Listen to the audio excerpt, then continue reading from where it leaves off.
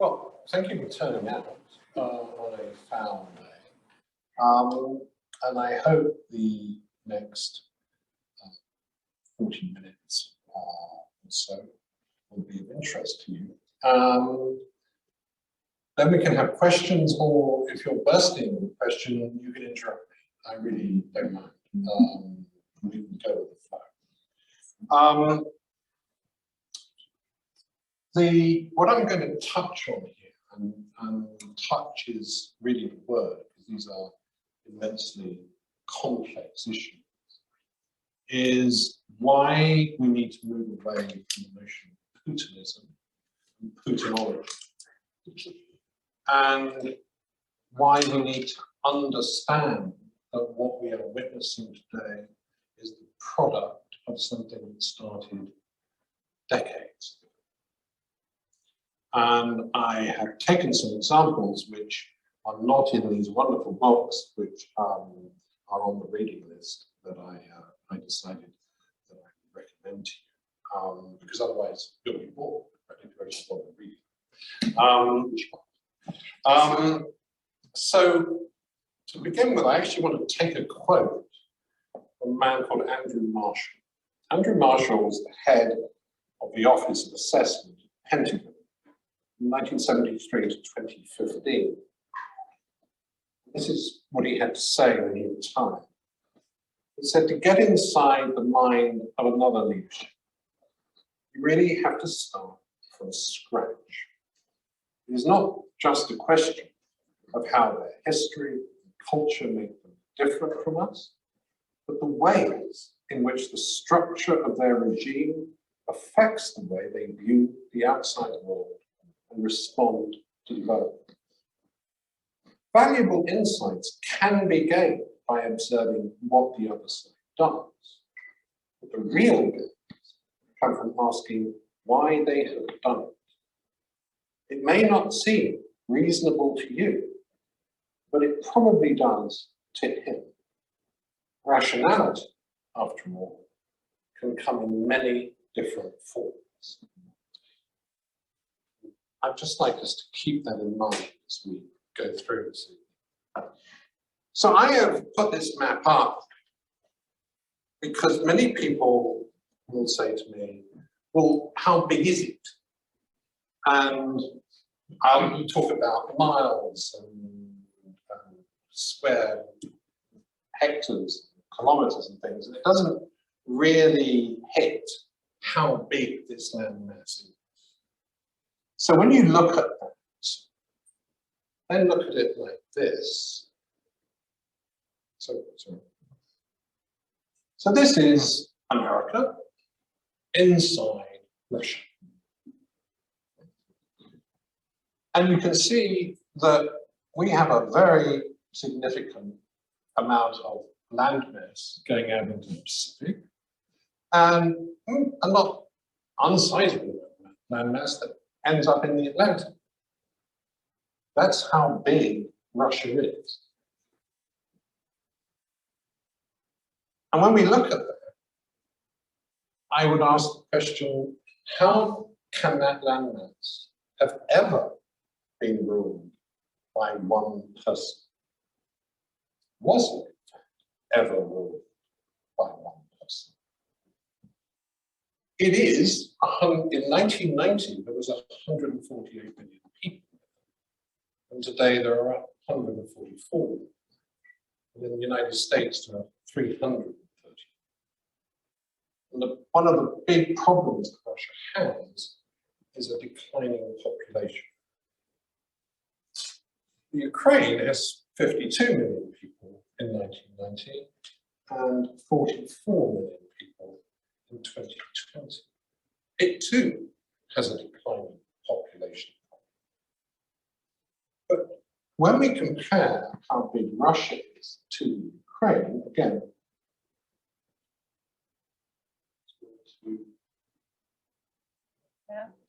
there. So here is the Ukraine imposed upon the United States. And as you can see, we could get on a chain from one end to the other as we do from Boston to Chicago.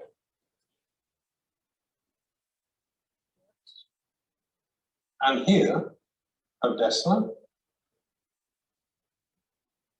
And here is what we are calling the Eastern Ukraine. So I also just want to touch upon the fact that this is a country that we're not talking a lot about currently, Moldova. And Moldova has this slice just down here called Transnistria, which is, in all probability, a place where Russian forces are going to go, because it is deemed to be a breakaway state. Although it has numerous issues and problems, I am fearful that if the Russian forces are actually intent on taking Odessa, one of the easiest places for them to go and do that is to put their forces along here. Anyway, that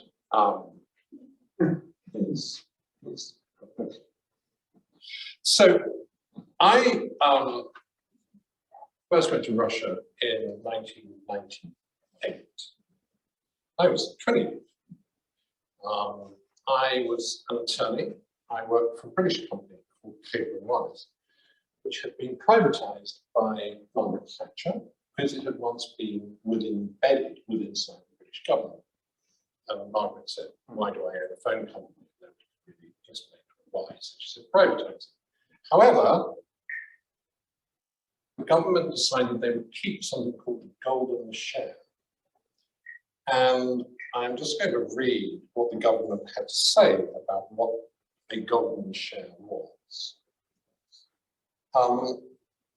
This is the then government minister, Mr. Ridley, in the Houses of Parliament, responding to a question.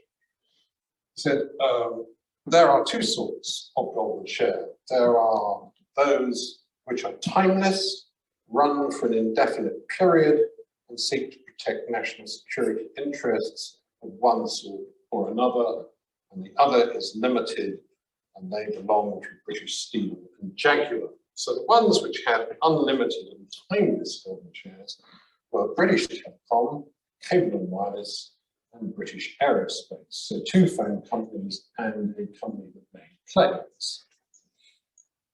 British Telecom didn't do a great deal overseas, and Cable & Wireless did absolutely nothing in the UK. Cable & Wireless was the creation of empire. Its job in life was to go where the British flag flew, and where the British flag, in the opinion of the government, ought to be flying, but wasn't.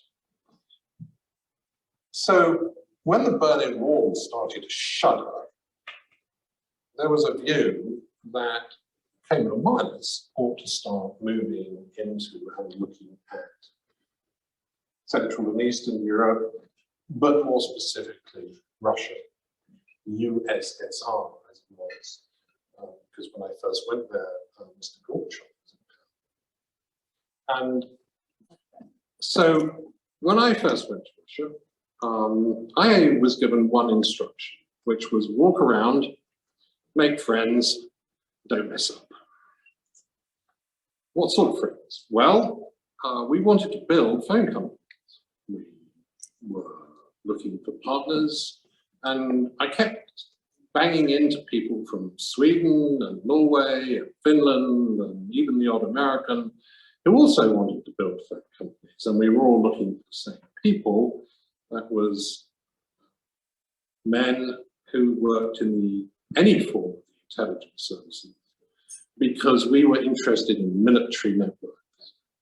Not just because we didn't understand them and didn't know where they were particularly, but we had been told that they were the best networks to deal with, and not the public networks, which were old, decrepit, and going to cost us a fortune to actually partner with.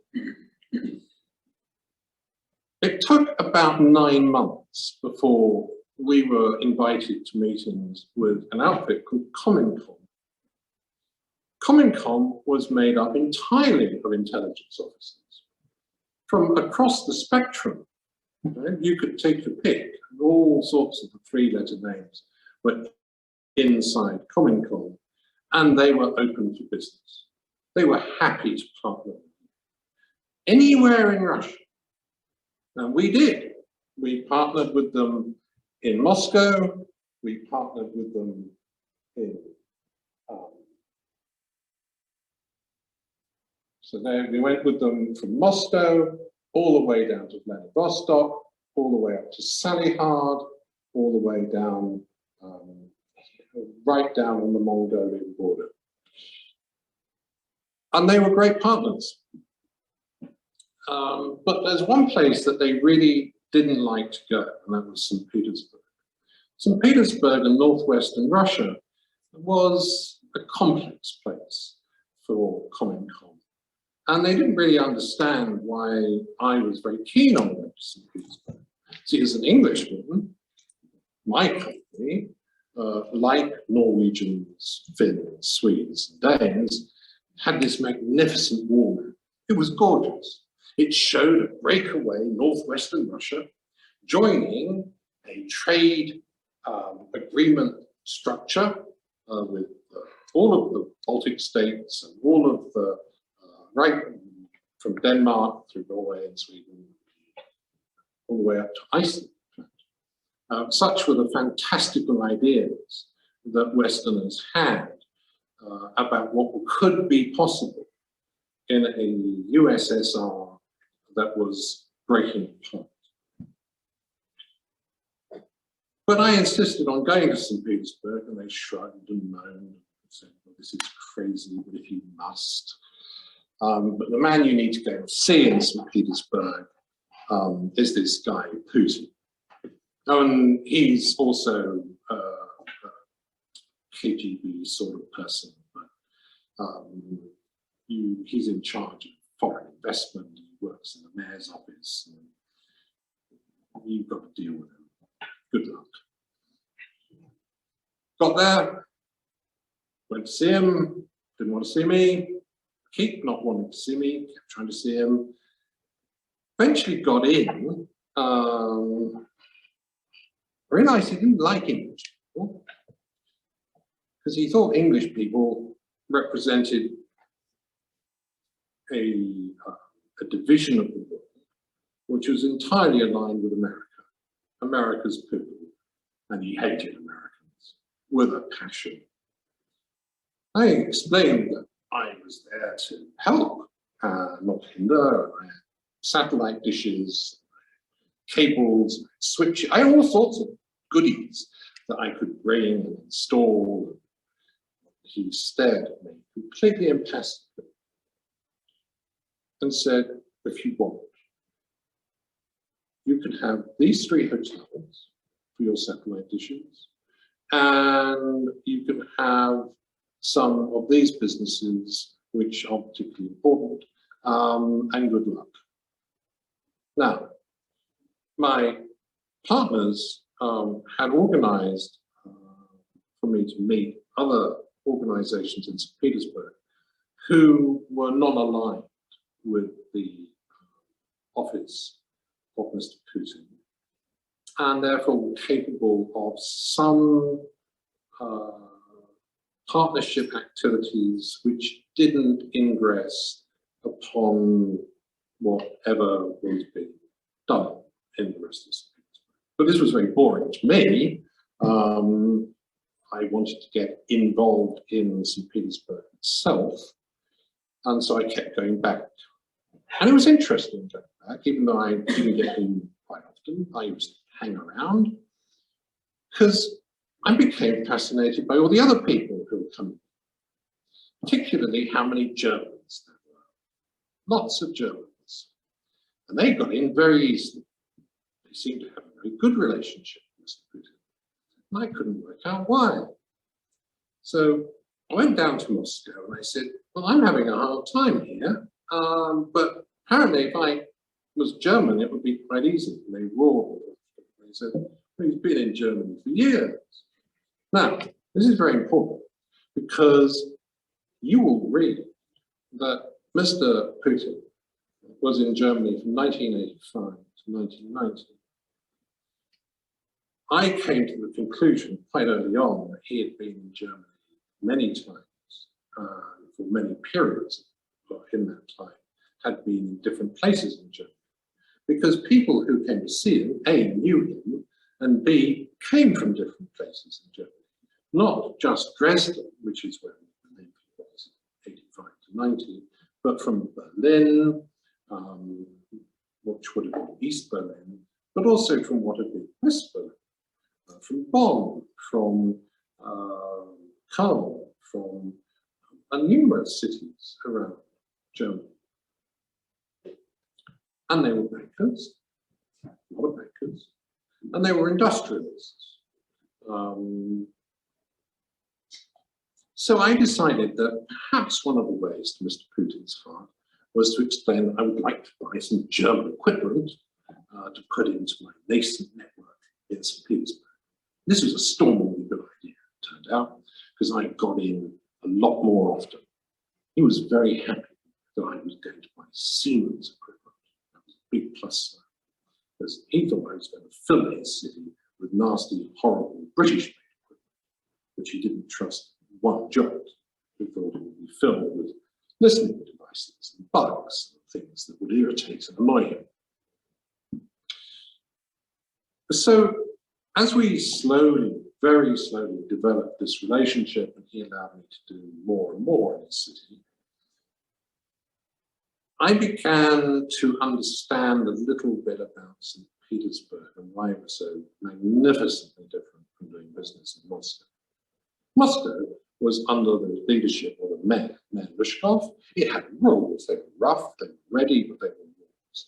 The people who wanted to be partners in Moscow, like Comecom, they had ease of access to the people that were in power in and around Mr. Lushkov. And it was a completely different working environment. St. Petersburg was opaque. At best, and oftentimes just written in darkness. I had no idea what I was doing or what we were doing as a company. We were just plodding along, hoping we didn't make too many mistakes.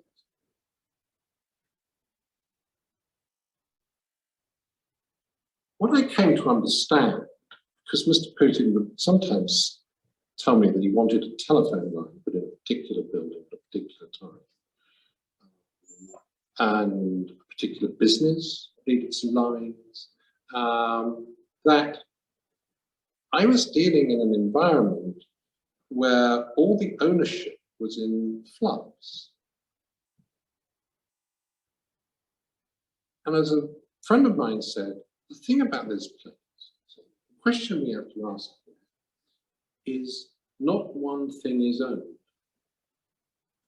Now what he meant was everything had been owned by the USSR, either through a ministry or some department of the government apparatus in Moscow. And with the collapse of that apparatus, what they were doing in St. Petersburg was looking out at the world and going, no one owns it. No one owns that port, no one owns that forest, no one owns any of these buildings, no one owns this factory, whatever it is. Nobody owns anything.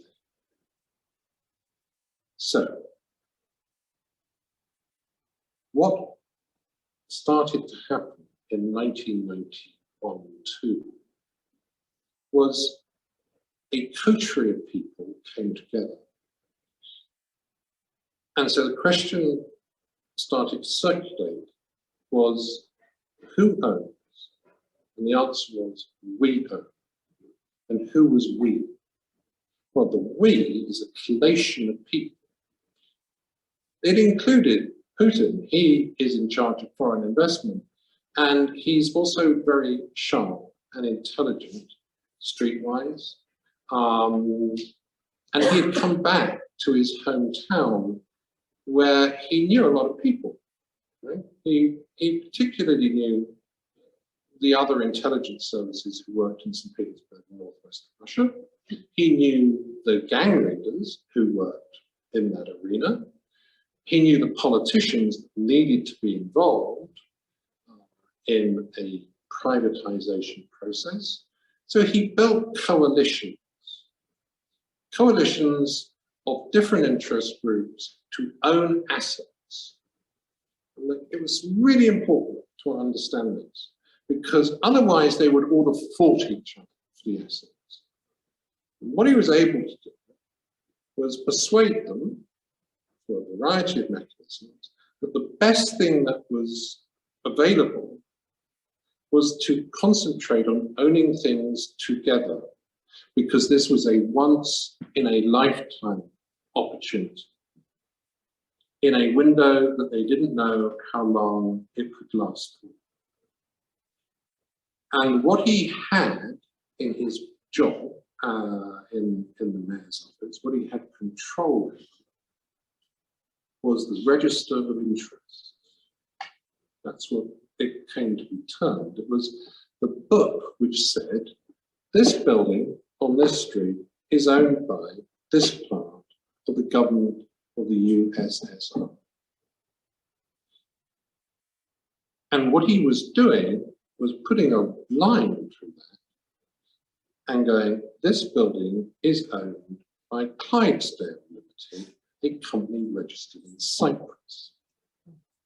We think that the popular press opinion is that it is the West who created a world of offshore entities and companies for the beleaguered Russians to hide their money. Russians of the ilk of Mr. Putin had already understood offshore companies, and they were helped considerably by the Russian bankers and the German bankers, who collectively were able to supply an endless stream of these offshore vehicles. I came to realize that every phone company that I was looking at in northwestern Russia, very slowly and then quite quickly, was passing from state or federal ownership into private ownership by the stroke of a pen. And to do that, he had some partners whose names are probably familiar to you today. One of them was a guy called Medvedev. Mr. Medvedev was a lawyer. He was a very bright, intelligent bloke, very personable, and he formed a little law firm. It wasn't even in St. Petersburg, it was outside St. Petersburg. And that's where all the real business was done. That's where people went, that's where the meetings were held, that's where the register of interests was changed. And we're talking about significant amounts of value that by the stroke of a pen changed hands. But he also had to share. And one of the people that he shared with were Germans, because he had left Germany in 1990. In July 1990, the Germans started the Troika, the privatization of the businesses of East Germany. A lot of the East Germans who were turning up in St. Petersburg ended up doing businesses with other Russian shareholders that were being created by this Putin-orientated group, where those Russians were taking part in the privatization of East Germany. This swapping of interests created enormous relationships that withstood years of time, but also generated extraordinary amounts of value.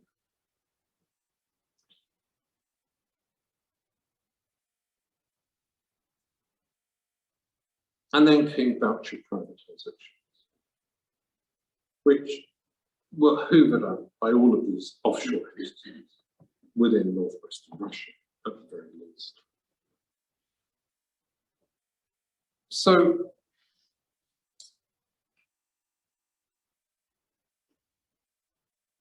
we've got a construct in which Mr. Putin and his colleagues are developing a whole new business environment in St. Petersburg without interference from Moscow and without much interest from Moscow. Except in 1992, something happens, a game-changing event.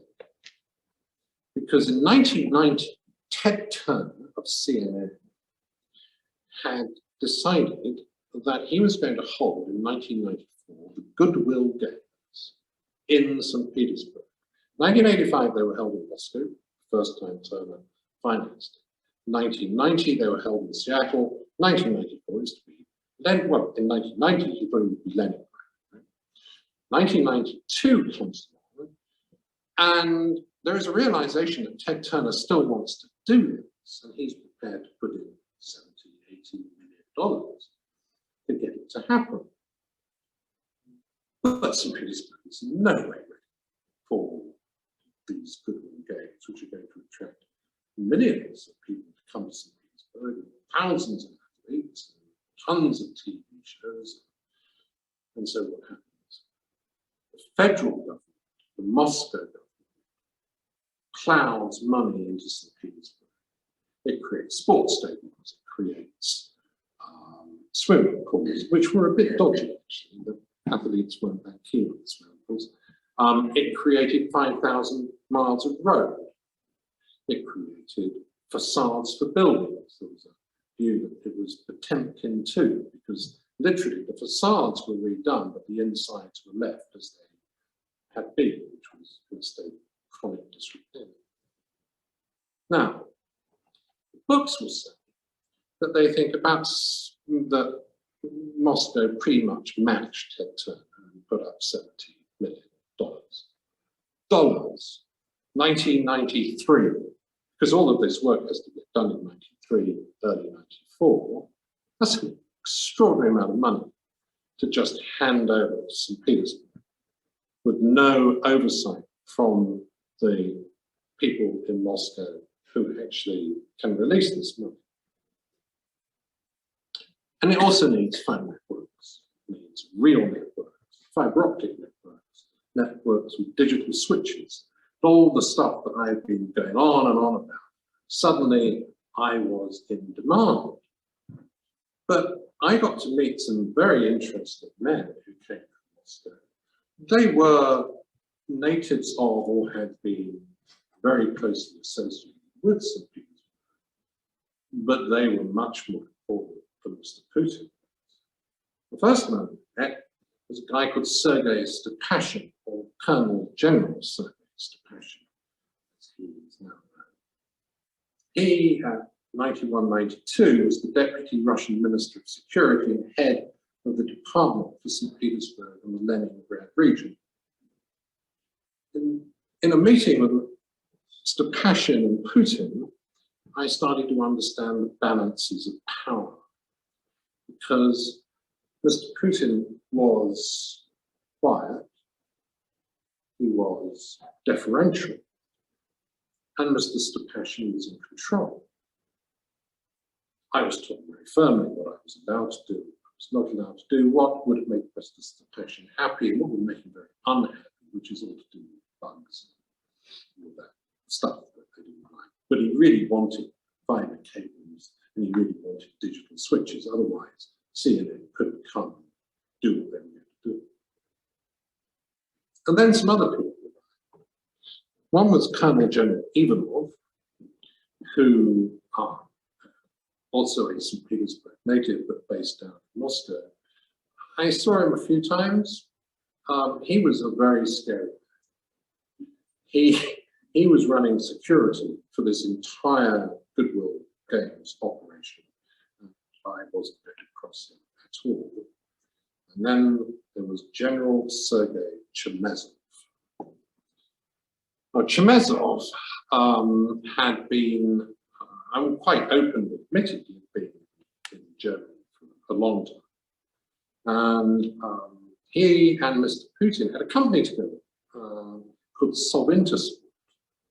And Sovintersport was going to provide a serious amount of the equipment that was going to be used by athletes in the Goodwill Games. These three men, Ivanov, Chemezov, and Stepashin, are today within the inner circle in Moscow. They've never left the inner circle in Moscow. They are all sanctioned. Like Mr. Medvedev, they have been sanctioned for some years because sanctions have been operating since 2014. Some of these people were started to be sanctioned in 2016, 17, 18, 19. Ivanov and Stepashin now sit on the Russian Security Council, of which Mr. Medvedev is the deputy chairman, but in fact the de facto head in place of Mr. Putin. The Goodwill Games, in my view, was one of the great thefts that took place in the early 90s in Western Russia, because Moscow did not send 70 or 80 million. They sent somewhere in the region of $200 million, and it all went out on contracts to people who were connected to the very men who controlled the money. And my purpose is to emphasize that there were vast amounts of money being made by the very people that we are currently looking at within what I'm calling the Putin pot. Indeed, probably more money than most people can imagine in one lifetime. An interesting question is, what is the path not taken from Mr. Putin? Right? Why didn't he just make a few $100 million, like, go back to Germany with his family, fade into the war? What was it that took him to Moscow? And of course, what happened is that in 1996, his work has encompassed an extraordinary amount of so-called reformations of businesses. He's had a very successful games. A great deal of money has been distributed to vast numbers of people. And distribution is key. The way in which Putin aggregated power to himself was by being the master of distribution. He understood perfectly how to distribute to and how much needed to be distributed. He wasn't greedy. And he got a reward. In 1996, there is an election in St. Petersburg, and the mayor, Sobchak, he loses that election. And the popular story is that Mr. Putin then doesn't know what to do with his life, and he can't stay in St. Petersburg. The truth is that down in Moscow, there was a nightmare. And that nightmare was in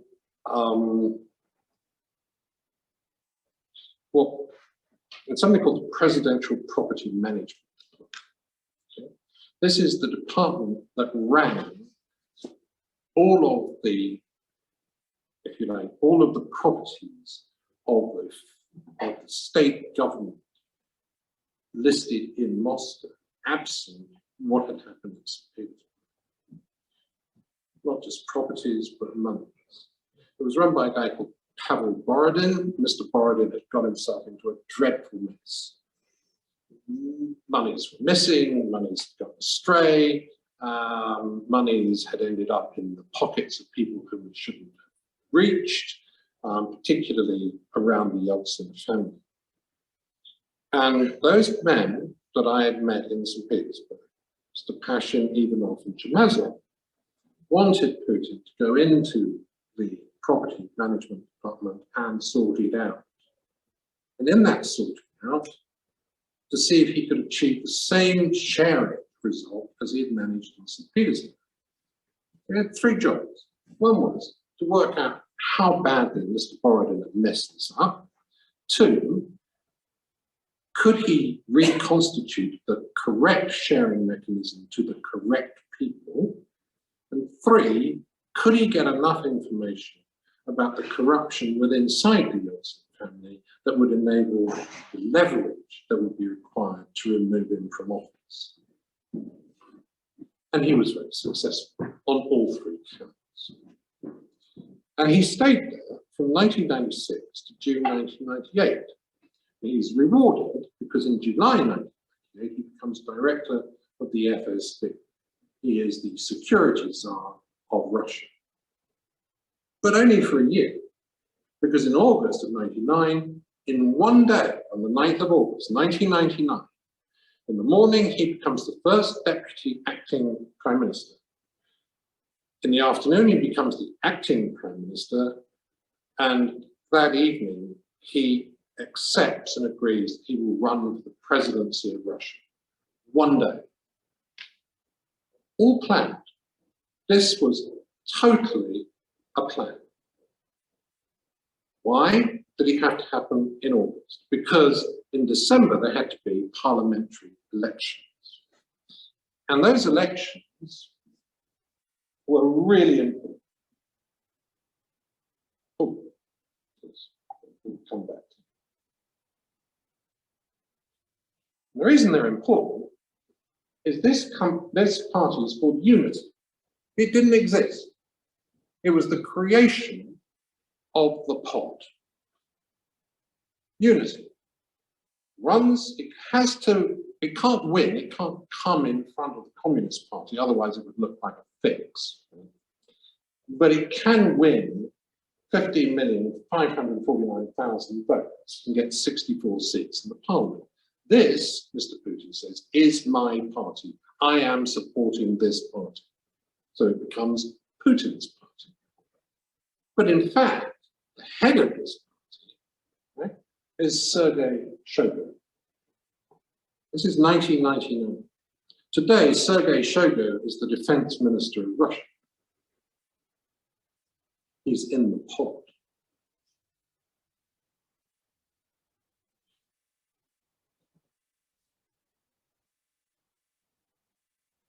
Now, when August 1999 arrives, August 9th, all of this happens, this is how Catherine Belton, who wrote this magnificent book, Putin's People, How the KGB Took Back Russia, and describes this. Public sees madness in the Kremlin.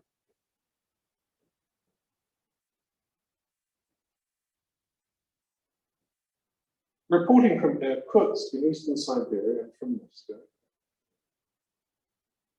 For Lyasha, a Moscow construction worker, there was only one explanation. President Boris Yeltsin's umpteenth sacking of his government on Monday: the president is insane.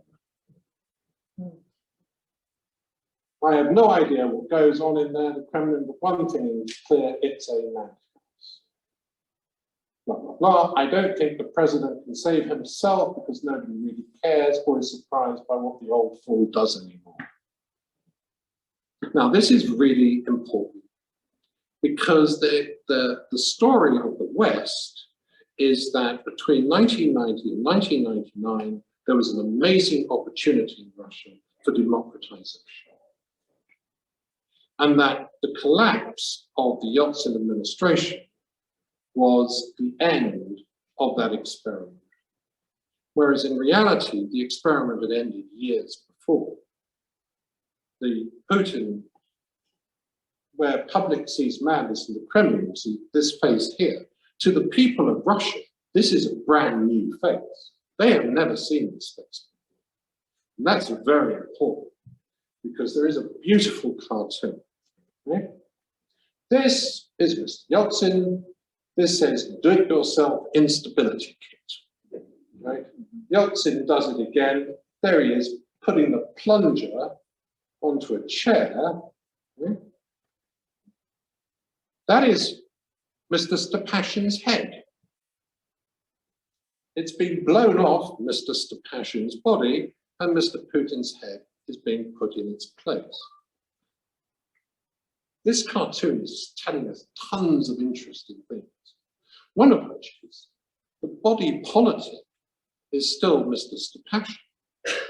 The head's changed, but what moves it around stays the same. And dear old Mr. Yeltsin is toast.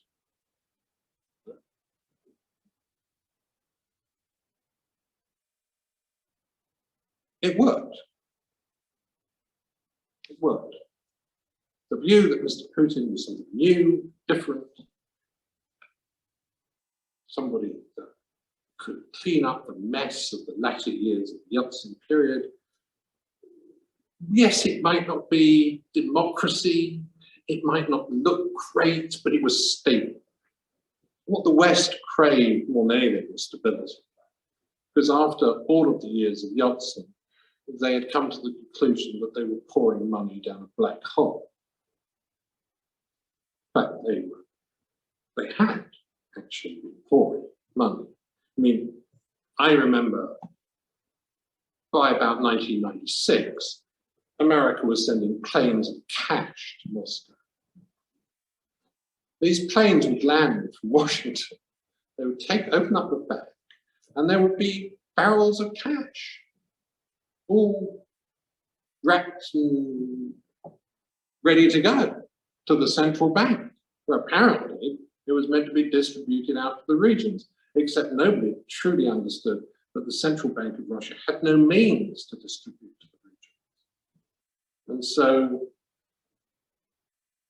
a lot of black Mercedes would drive up to the airport, and a lot of the money would just be put in the back of these cars and driven away.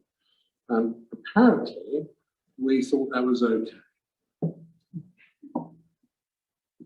But it was okay for some people, but it wasn't okay for Russia.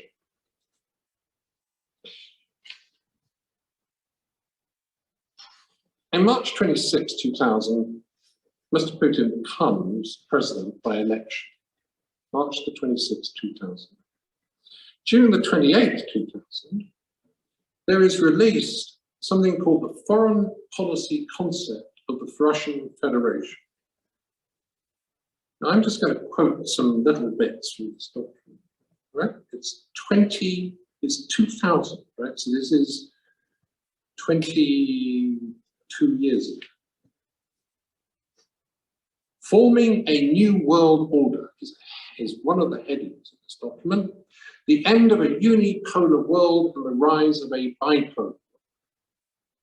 The threats related to these tendencies, unipolar world, are aggravated by the limited the limited resource support for the foreign policy of the Russian Federation, making it difficult to uphold its foreign economic interests and narrowing down the framework of its information and cultural influence abroad. The EU's emerging military political dimension should become an object of particular attention. On a number of parameters, NATO's present-day political and military guidelines do not coincide with security interests of the Russian Federation and occasionally directly contradict them. Russia retains its negative attitude towards the expansion of NATO. 22 years ago. It's a document that Mr. Putin signed as president. But what's interesting to me is to go all the way back to 1994 and meeting all of these epaulet military gentlemen and Mr. Putin, is that they all sang from the same hymn sheet, which is they thought that there was unfinished business that was a holdover from the Second World War. Unfinished business with those whom the armies of the USSR had fought, who had sided with the armies of Germany, with Nazi Germany. One of the places they were particularly aggravated about was the Ukraine. They also didn't like Latvia, Lithuania, or Estonia much, and in particular Mr. Putin, who was very proud of his father. His father, during the Second World War, or the Great Patriotic War, had been part of an organization which went into, particularly Estonia, to destroy buildings. To destroy buildings, destroy roads, destroy bridges that would prevent and inhibit the Nazi army's advance into Russia and cause it enormous problems as it was moving backwards out of Russia.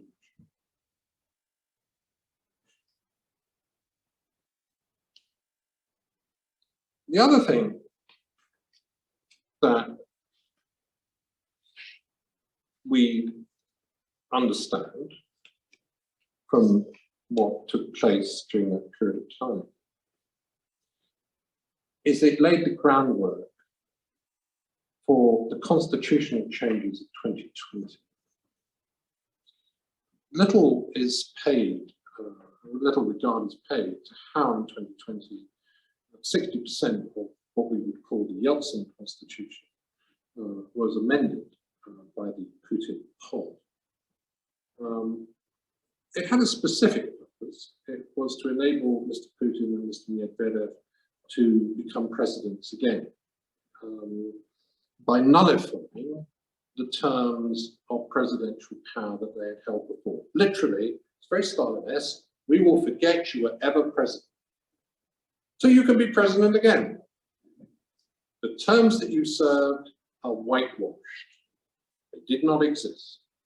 Thus, Mr. Putin can serve for another 2 terms. In fact, he could serve for more because the rewritten constitution takes away the theory, or indeed the practice, of only serving 2 terms. So 3 terms.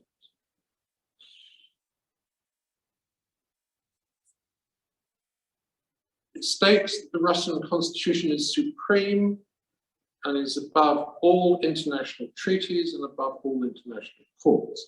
It states that trust in God will be at the center of the constitution. That is, and I quote, trust in God transferred by ancestors.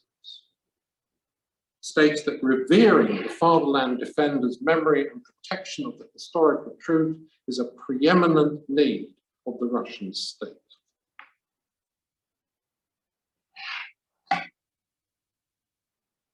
And then in 2021, Mr. Putin signs into law a package of materials which allows him to keep in place all those people who ought to have retired when they were 70. That is, many of the Putin pod. They're 70, 71, 72. They can all stay on. And he has signed these orders so they don't need to retire. Why did all this happen? It all happens simultaneously as they start contemplating massing armed forces on the Ukrainian-Russian border. The conflict that we are now seeing was planned probably sometime in 2019.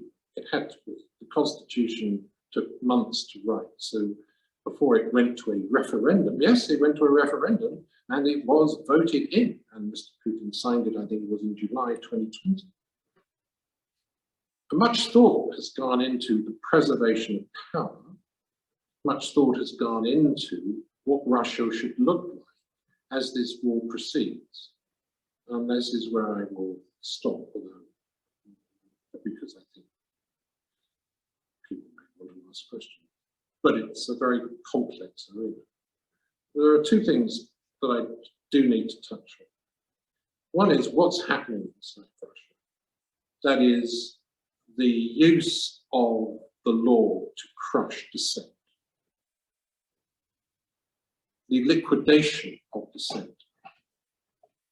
And secondly, and perhaps in Putin pod world, most importantly, is the reallocation of assets.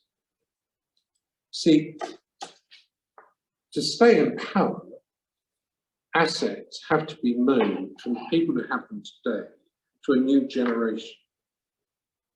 You have to feed the beast. He thought he was doing it in a process that started a few years ago of moving assets downwards, but within the same family. That's not working. He needs to be able to move assets across a different class of people. Younger people, people who could become problematic to the power base. And that is why he's very interested in Western companies leaving Russia. And he's very interested in seizing the assets of Russian oligarchs who do not live in Russia. Russian oligarchs who went to the West, right, live in Paris, London, New York, right, he despises. They are of no use to him. Their assets are interesting. And they understand that. They understand that the assets that they have in Russia that generate vast wealth are now under existential threat. And so when British Petroleum, for instance, says, "We are leaving Russia," Mr. Putin smiles and says, "Good luck. Who's going to buy you?" This is where we get to the second problem. The only people who are interested in buying BP's stake in Russia are China.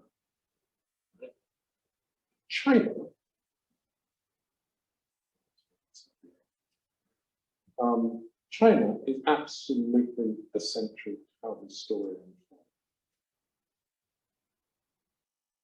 The Amur River stretches, if you were to make it into a straight line, from Boston to San Francisco and then a bit out into the Pacific. It is the border between Russia and China.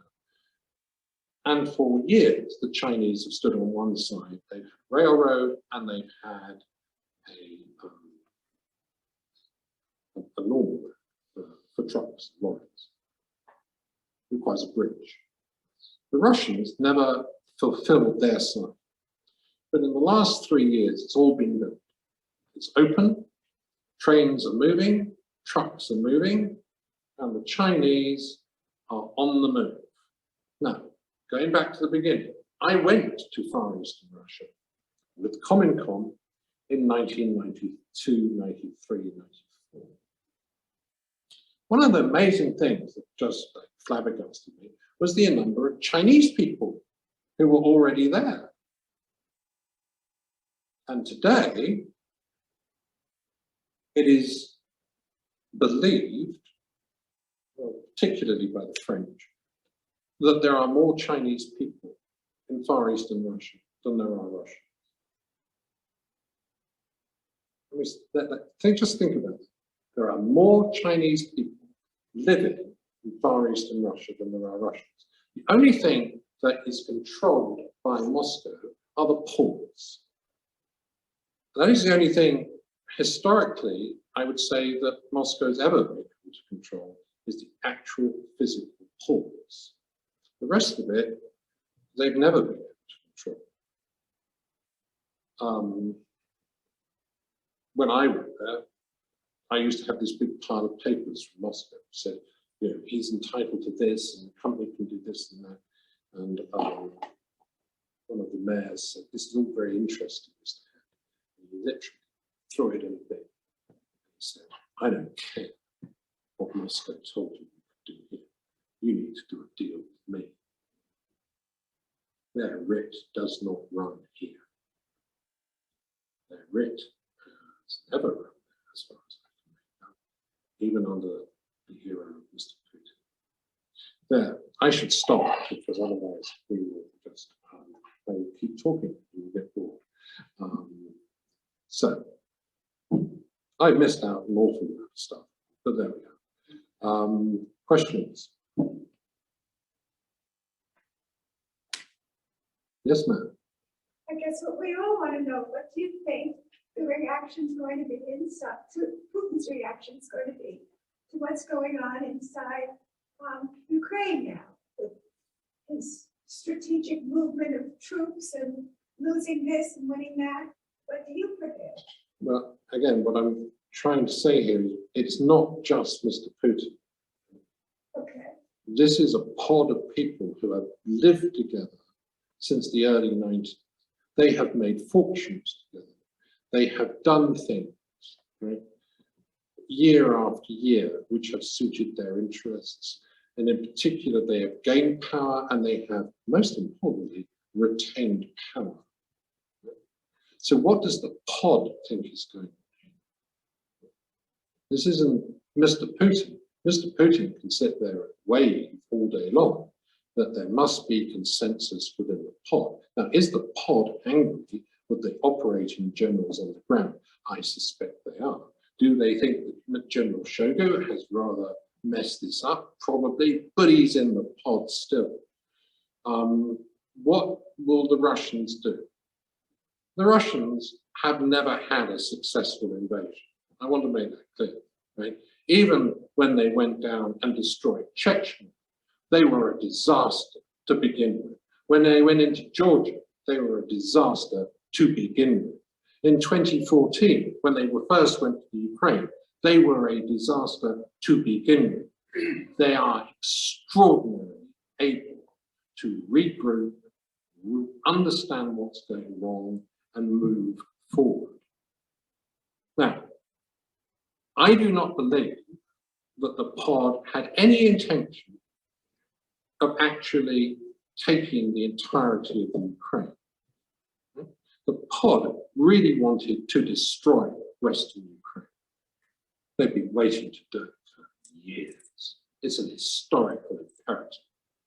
And they want to hang out in Eastern Ukraine, right, which is nice Russian-speaking people, or people who are prepared to actually speak Russian, and continue to build the resources, the military resources in particular, that they have in the Crimea, which are significant, because they've had a lot of years to do it, and nobody can stop them. So the question becomes, how much of the Ukraine is necessary for the pod to feel that they can deem this to have been a success in their controlled media environment? And how much do they need to deem it to be a success for themselves? And my greatest fear is that they will deem that they have not destroyed enough of Western Ukraine. They did, however, achieve a singular objective, which is they flooded Europe with refugees. They understand that Europe and refugees are incompatible. Poland has most of the refugees. Poland is saying, we can't take many more people. Germany is saying, well, we'll take some more. France is saying, yeah, we'll take some more. UK, my other country, as I'm a joint citizen, is an absolute disgrace, a moral disgrace, what is happening in the UK. We say we will take people, and then we leave them waiting for weeks and weeks and weeks of bureaucracy and things. There was a story the other day of a Ukrainian lady who worked in the University of London. She has every piece of paper imaginable. She's hanging out in Moldova. She cannot get an interview to get into the UK. And when the British Prime Minister is asked, why is this so slow? He will start talking about, well, we can't let them all in. I mean, there might be, insurrectionists and spies and people and waffles. Why does he waffle? Why does he waffle? Because if he lets in too many Ukrainians, there are people in his own party who will say, what was Brexit for? We got rid of all these Poles, right? And now we're getting all these Ukrainians. That's not a story, okay? That is exactly what an MP called Sir Edward Lloyd stood up in the House of Commons and said. It's just disgraceful. My government in the UK, utterly disgraceful. My fear is that in France on Sunday, we have the first round of the presidential election. There is the possibility that Madame Le Pen could win this election, a possibility. But then I was told that England would never vote for Brexit and the US, Trump would never come to power. So it could be a real possibility that Le Pen does come to power in France. What is certain is even if she doesn't come to power, the right wing of French politics is going to take control of Parliament. That will dramatically alter the power dynamic in Europe. And Russia knows that. And it's in their toolkit for how to negotiate their way forward. Sorry. This gentleman. You explained very well the background of Putin and his group, how they came out of party politics into big-time properties taking over the state, and now they invaded Ukraine, which they thought would be an easy take. And now they seem to have gone from being political animals to actual animals. And how do you think that happened? I mean, they did cross a line there, having war to shooting civilians. What do you think? Is that a natural thing for them? I'm sorry, but I have to go back to Grozny and Chechnya. James, when someone asks a question for the virtual audience, could you repeat it so they can hear it? Okay, right, That's condensed version. a condensed version. Thank you. How is Russia waging war? And is it a tactic of Russia to advance, I think is what you're saying, in a way which is about brutalizing civilians? And I have to go back to Grozny in Chechnya. I went to Grozny. I mean, it was a slaughter. But that was what it was. The Russian view of taking a city is to destroy it and everybody who is in it. Now, in Syria, when they did this, we didn't seem to mind so much. In Chechnya, well, it was unpleasant and unfortunate, but we didn't seem to mind so much. In Georgia, we sort of had a bilious attack and didn't really like it, but it didn't last so long. And anyway, where Georgia's a very small place. I actually read that the other day. Yeah, well, you know, it was not nice, but Georgia's a small country, and you know, anyway, these South Ossetia people, who are they? This is how war is conducted. Now, my nightmare in Ukraine is that the leader of Chechnya now is apparently with the Russian forces in eastern Ukraine, that the Chechen troops are down. That is like inviting, it's animal based. The Chechen leadership are some of the most brutal fighters in the world. And they have been released. Also, the soldiers who fought in Syria purport, you know, the West believes that they are private mercenaries from mercenary groups in Russia. In fact, they are acting soldiers in mercenary uniforms because that looked better. But they are all soldiers who came from elite troop movements inside Russia. Both of those groups are now in eastern Ukraine, and I find that terrifying.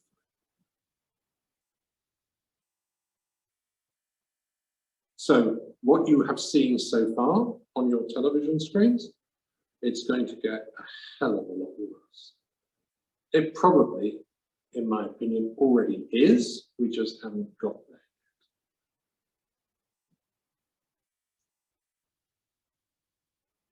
yet. You're shaking your head. Yes, ma'am. So going forward, what do you see as the worst case scenario and what do you see as the best case scenario? Knowing the politics, having the history that you do, what do you think is going to happen? West, east, everywhere because of this. The best case scenario right now is that the Russians go back to where they were in 2040. That is the best case. Which is? They will go back to those areas of the Ukraine that they took. They will never give up the Crimea. It is so strategically important. They will not give up those parts of the Donbass that they already had, and possibly will only retreat as far as those parts of the Donbass that they currently hold. I don't see a world in which Russia leaves the Ukraine to go back to the borders that existed before 2014, i.e. the 2013. The worst case scenario is that this grinds on for years. And I don't think the West is fully understanding how Russia is prepared to grind this out. And in the process, make the country of Ukraine uninhabitable for the people who have left. Where will they go? And I think, horrible though it is, that may be the Russians' chief negotiating card. Not now, not in 3 months, but sometime in the next year, they will start to talk about, well, you know, we'll give you this much to Ukraine, because you can't cope with all these refugees. It's tough. Also, see, Turkey, which has been, you know, is, in my view, the cuckoo in the nest. Turkey has not come off one way or the other about what it's doing or saying about Russia. Yet it's within NATO. Right? But also, Turkey has hundreds of thousands of Syrian refugees and Middle Eastern refugees in camps that Germany paid the Turks over €1 billion to keep in camps so they wouldn't come into Europe. My next level of fear is that Turkey will start to feel that they can gain advantage in their own negotiations with Europe by threatening to release those camps, open the gates. Yes, Mr. It sounded when you were talking about the sharing of assets and the generational issue that the pod find themselves with, that they're trying, it seems like you were saying, correct me if I'm wrong, they're trying to evade sanctions, it's not working, and there are these other hungry people coming up in the ranks who, sounds like you said, would take what's not given. Are sanctions working? Is that a functional framework, or do they have all of the sort of structures in place to evade as they want to? Okay, sanctions. First, the individual sanctions. As I said earlier, the men in the pod have been sanctioned for years. They don't care about sanctions. They worked out long ago, personally, how to survive sanctions. There was some film, it was in a German TV station, of a man who is a known associate of Mr. Putin, not politically, but business-wise, from Geneva, who have been subject to sanctions, who is happily using a Chinese debit card at a German bank and withdrawing money. Chinese debit card. Blatantly telling us that he had moved his money into Chinese banks and we couldn't get at it. We're sanctioning yachts and planes. I mean, the UK are particularly over the top about this. Right? They're just throwing sanctions like spaghetti against the wall. Let me tell you a bit about a man who you might know, all right? Roman Abramovich. How many people here know Roman Abramovich is now? Please, otherwise I know. Yeah? Roman Abramovich owns a football club called Chelsea. Chelsea. It's like the big football club in the UK. Roman Abramovich has spent a massive money. Roman Abramovich lived and was feted in the UK until one day the UK decided that maybe this wasn't a good idea and told him he wasn't welcome. That was a few years ago. So he went to live in Israel. I'm going to quote you a court case. This is from 2012. There was a man called Mr. Berezovsky. Boris Berezovsky was a big player in the 1990s in the Yeltsin government. Such a big player, he had an office next door to Mr. Yeltsin. And he was a business partner of mine for the simple reason that by this time, my company was being owned by Rupert Murdoch. And Rupert Murdoch had a love affair with Boris Berezovsky because he was so close to power. Now, Mr. Abramovich and Mr. Berezovsky, they had a big legal row in the UK over the ownership of an oil company in Russia called Sibneft. There is multiple litigations that go on and they end up in a weeks-long trial in the High Court before a lady called Mrs. Justice Gloucester. And I'm going to read you from the judgment, just a part. It's an immense judgment, it's nearly 500 pages long. It was also Mr. Abramovich's case that the lobbying activities of Mr. Berezovsky as a protector of the political interests of Mr. Abramovich within Russia were inherently corrupt. And that, likewise, the deal between the two men, whereby Mr. Abramovich agreed to pay Mr. Berezovsky for his political protection services, was also corrupt. Mr. Sumption was the QC for Mr. Abramovich. He had been paid the single largest fee a barrister had ever had for doing this work, £5 million. Mr. Sumption accepted that Mr. Abramovich was privy to that corruption and submitted that the reality was that that was how business was done in Russia in those times. Mr. Berezovsky accepted the business reality of the need for influence. He said repeatedly in his witness statements that without his political influence over President Yeltsin, Mr. Abramovich would have got nowhere in the world of Russian business and would certainly not have acquired control of Sibneft. This was accepted by Mr. Abramovich and indeed was part of his case. So these two Russians are flinging all of this dirt around, basically saying everything we did in the 90s was completely illegal. And the judge is saying, oh, okay then, well, if you both agree it was illegal, then it was illegal. We better move on to the problems that you're arguing before me today. She thought Mr. Berezovsky wasn't a nice man. He lost and Mr. Abramovich won. Right?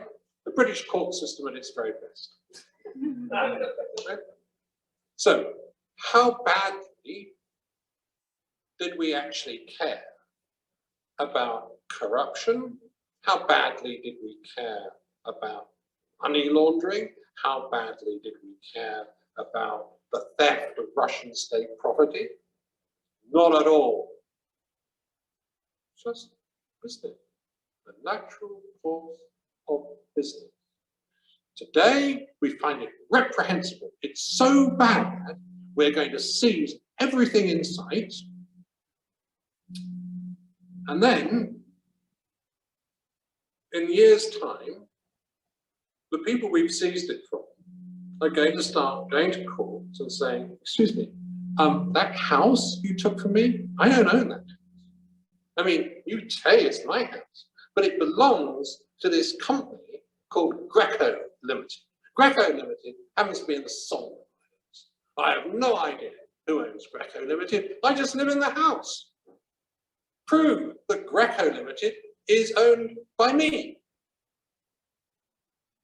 And this is going to be the start of an enormous issue because all of these people have hidden their assets in a cascade of companies and to prove that they actually own something that you have now sanctioned them with is going to be a monumental task. Let's take somebody like Mr. Ushmanov. You might also know Mr. Ushmanov because at one time was also involved in English football. Now, Ushmanov has assets in Bavaria, in Germany. The attitude of the Bavarian government to Mr. Ushmanov's assets is we're not touching them. No, there's all these sanctions. We're not sanctioning Mr. Ushmanov. He's a very important man. Spends a great deal of money in Bavaria. Mr. Ushmanov goes around saying, I don't own a thing. I don't understand how you can sanction me. I barely know how I get 100 million a week to play with. I don't know where it comes from. Why do you think I would know that? Lawyers in the UK are being told they should not represent Russians, and many law firms are not. Law firms in Paris think that's insane. They are taking all these Russians as clients. They can't believe that the British law firms are turning away from hundreds of millions of dollars of fees. There is no consistency. And we are sanctioning the wrong people because Mr. Putin isn't taking these guys' calls because he doesn't care about them. There was a great Financial Times article a few days ago, last week, which actually explained that they'd all been called to the Kremlin just before the invasion, and that there were men there who were oligarchic in that they were incredibly wealthy, who had never met Mr. Putin. Mr. Putin walked in, he explained to them that they were about to suffer, significant amounts of inconvenience and loss, and walked out again. He doesn't care. This is something we need to truly understand. There's one thing from this. By the time Putin gets to Moscow in 1996, he is already an incredibly wealthy human being. All of these people are incredibly wealthy. There comes a point at which the money is utterly meaningless. Right? Also, there comes a point where, for Mr. Putin and the people in his pod, the planes and the yachts and the houses, because they're not making history, are they? This pod, this group of people, truly believe they're making history for Russia. Going back to the very beginning, the quote that I gave you, that is their reality, and we need to understand it.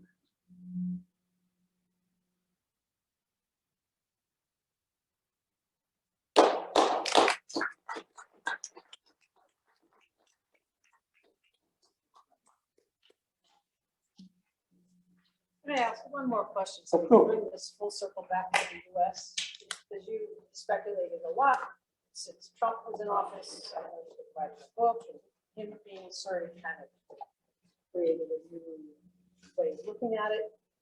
Does Trump matter to Putin anymore? I don't think Trump ever. But can he have any control over or manipulate our next election? Trump matter to Putin at all? Manipulating elections and Trump are two totally different issues. Does Russia intend to interfere in elections? Absolutely, right? Because part of the thesis of the pod is to create chaos, right? Just chaos, right? Because out of chaos could come stuff that we don't like. There could also come stuff we do like. I am awaiting the French to start talking about what the Russians are doing in the presidential election in France, because at the moment there's very little. But I suspect that if Marine Le Pen does well on Sunday, there will be a lot of interesting stuff going on in France, right? Because Russia really wants Marine Le Pen to win, right? Not because they particularly like her or that she's particularly in favor with them, but she will cause chaos in the European Union.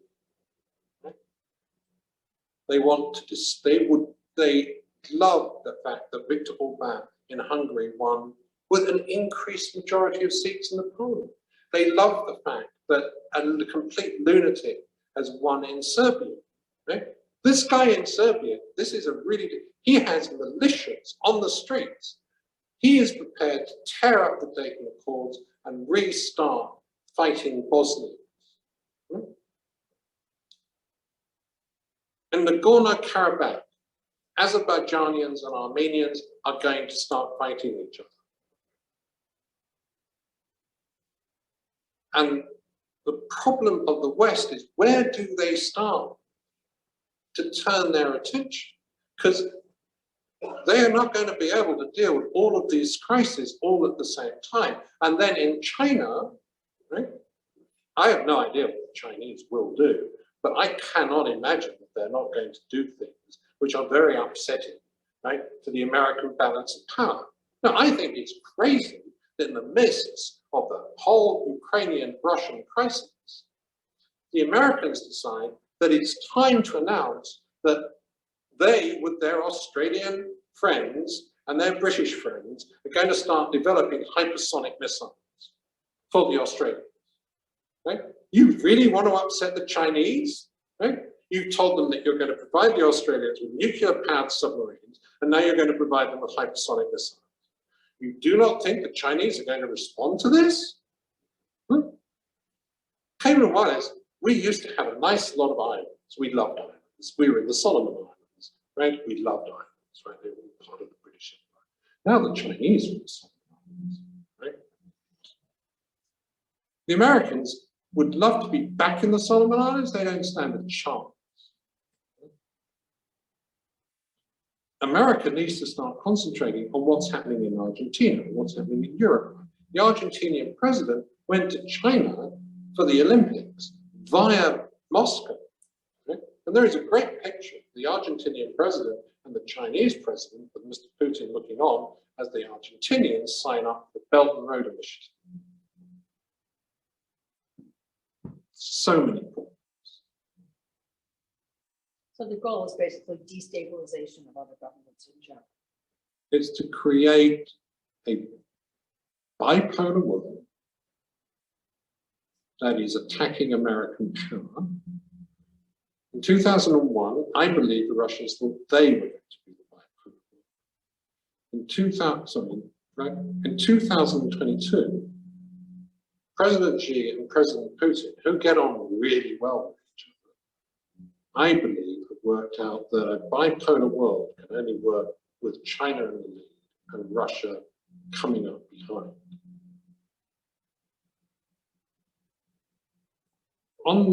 There's a little list of books and videos. And one of them that you can take on your way out. One of the videos is of a Finnish intelligence guy talking about the history of Russia. If I could talk for 1 hour and get as much into the history of Russia as he does, I would be supremely happy. Right? But there are also videos that I didn't put on there of a former Finnish prime minister talking.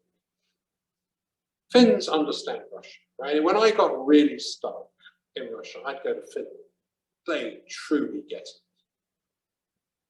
The former prime minister is saying he thinks that Russia will be perfectly happy being a servant state of China, and so do I. Because what is that landmass going to do, right, over with itself? I mean, this is a map from that was published. This map was published in 1995.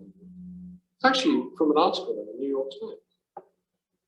There was a view, right, of a Sino-Soviet specialist as to how things could end up. I'm not saying this is what would end up, but it is addressing an issue that we haven't discussed here, right, which is the fact that this border, this China-Russia border, is completely fungible and has changed shape a great deal over hundreds of years. In the 19th century, Russia took from China a landmass the combined size of France and Germany. There's Mongolia. right? It used to be part of the USSR. Now it is a sovereign independent state, but is pro-Russian, not pro-Chinese. The Chinese have inner Mongolia here, and they call this outer Mongolia. Right? So this border here, right, the Amur River there, okay? Actually the Amur River starts in Mongolia. So this is really all a border between Russia and China. And all of this, right, is of great interest to China. Why is it of interest to China, and why do the Russians, and why are the Russians being driven to deal with China about this landmass? Well, one, it's got water. This landmass has something China desperately needs, and it's water. But it also has a big problem here in the middle, right? This is where the oil is, right? The oil exploration and drilling happens. The permafrost is melting. You cannot drill oil in a melted permafrost. Right? There is an economic reason why the Russians have taken Crimea. Right? It's the Black Sea has tons of oil in it. Right? They need new supplies of oil for themselves and for their Chinese friends. But also up here, right? This is the North Pole, the North, right? This is all melting, right? America's up there putting floats down on the sea, saying under international maritime law, this is ours, and the Chinese have got submarines underneath putting things on the floor of the sea going, this is ours, right? The possibility of conflict there is quite high. But where's the best place for Chinese submarines to live, right, is up here, in the Russian territory. And as I say, the demographic reality is that there are more Chinese people living here than there are Russians. Yes. One just question based on something you said about the reality in which the Putin pod lives. And in reading all of the Russian state media, denazification is the prime reason that they are going to Ukraine. For somebody who's American, that sounds absurd. But it seems to me, based on something you said about an old conflict, that they're looking at this not as if almost nothing has happened in the last 70 years, and that they are exacting revenge on people, or not the same people, but they believe to be somehow still, or is that, do they believe that to any extent, or is that purely propaganda? No, I say, within, how do you stop this?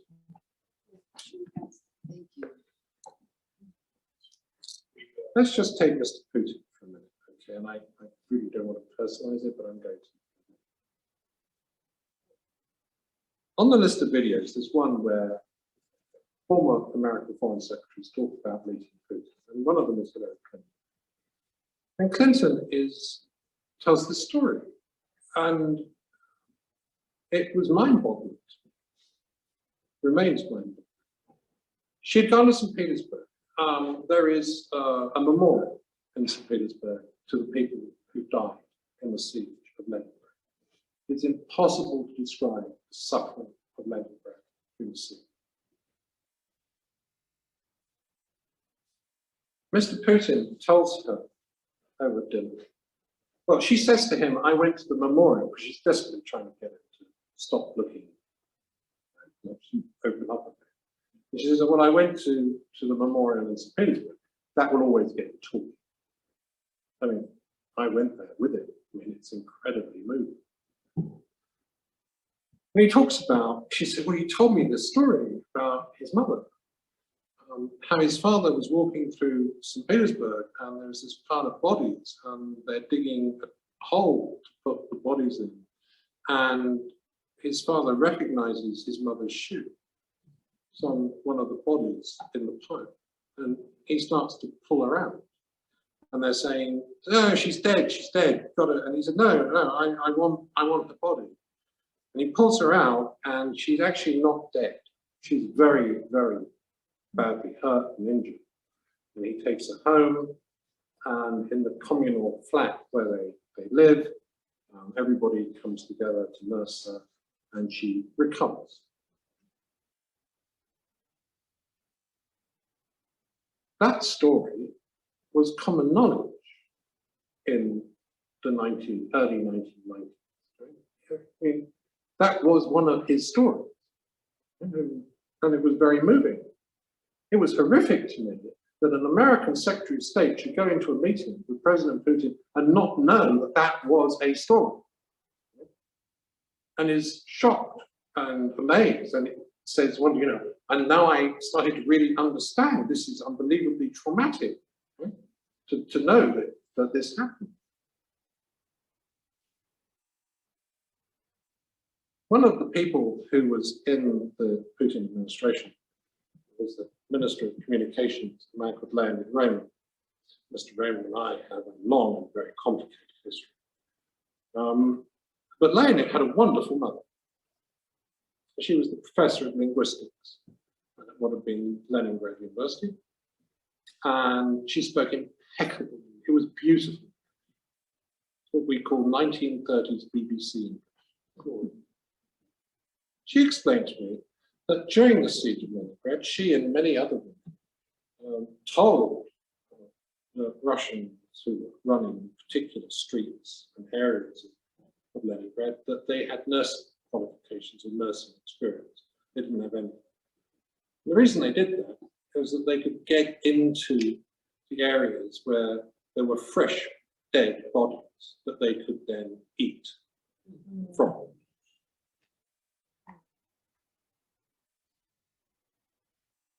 So going back to the guy in Moscow who told me I was insane to go to St. Petersburg, one of the reasons he said, one of the things he said to me was, James, they're different from us. They're fundamentally different from us. They ate dead people. It changes.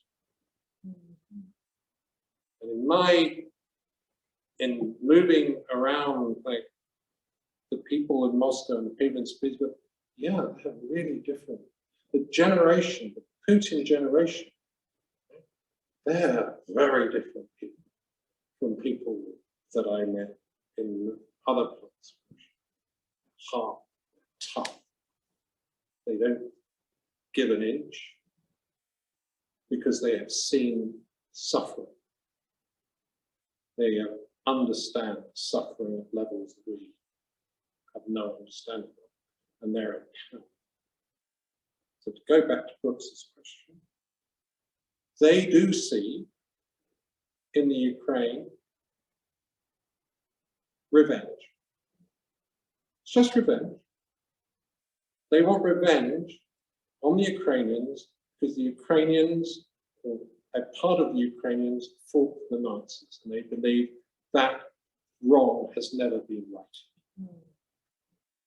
And if they had their druthers, they would go to Latvia, Lithuania, and Estonia. They're not going to, because they're part of NATO.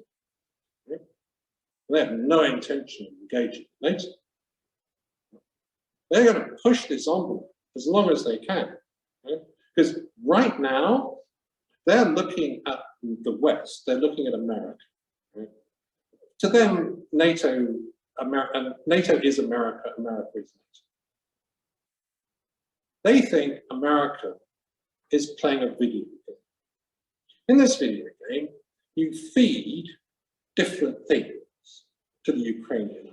Oh, give it some bombs. Oh, bigger bombs. And then we'll see what happens. It's very exciting, isn't it? Well, no, that's not working. Maybe we need to give them something else. Right? The first US ambassador to Russia, who was the last US ambassador to the USSR, he's still alive, he's 91 years old, Jack Matlock. He said, America is prepared to fight Russia to the last Ukraine. And a very knowledgeable gentleman called Edward Luce, who writes for the Financial Times, who wrote a terrific book on Russia 20 years ago, repeated that in a column of the Financial And he believes that is what is happening in DC. The big question then becomes, what sort of peace will America accept the Ukrainians to enter into?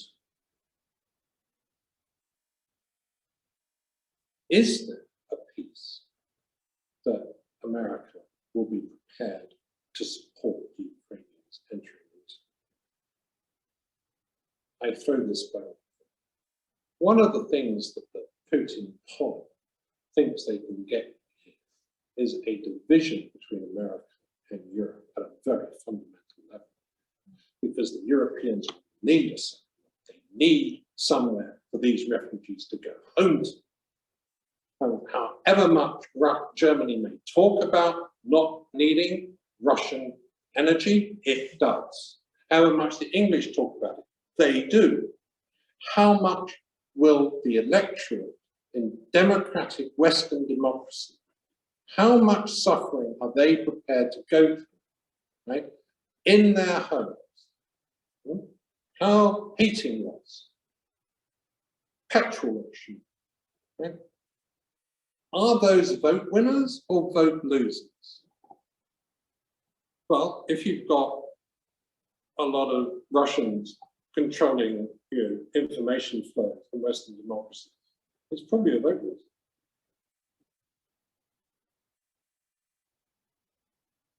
I'm sorry, but I say it's depressing. I think it is very depressing. But I see how Russia views the world as it looks out 1 year, 2 years, and 3 years, whilst this media is reporting the war on it's day 37, hour 6, minute 31. I mean, don't read it. Do not read it, right? It will depress you. I can't read it. It's just mind-bogglingly depressing because it's going to go on and on and on in one form. Thank you, James. Okay, so I'm glad I made you all happy. All around. Yes.